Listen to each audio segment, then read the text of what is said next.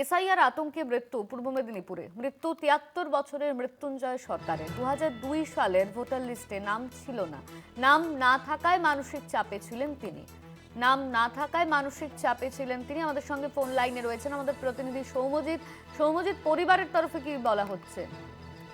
দেখো, এসআইআর আতঙ্কে ফের মৃত্যু পূর্ব মেদিনীপুরের শহীদ মাতঙ্গিনী ব্লকের বছর ৭৩ মৃত্যুঞ্জয় সরকারের।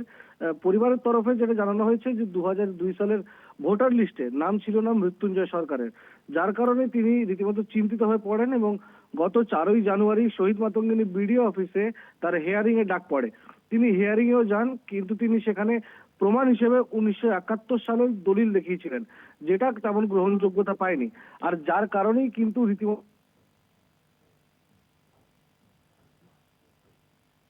এই মুহূর্তে যোগাযোগ বিচ্ছিন্ন হয়েছে। ধন্যবাদ তোমার সৌম্যজিৎ। আমাদের সঙ্গে ফোন লাইনে ছিলেন আমাদের প্রতিনিধি সৌম্যজিৎ চট্টোপাধ্যায়।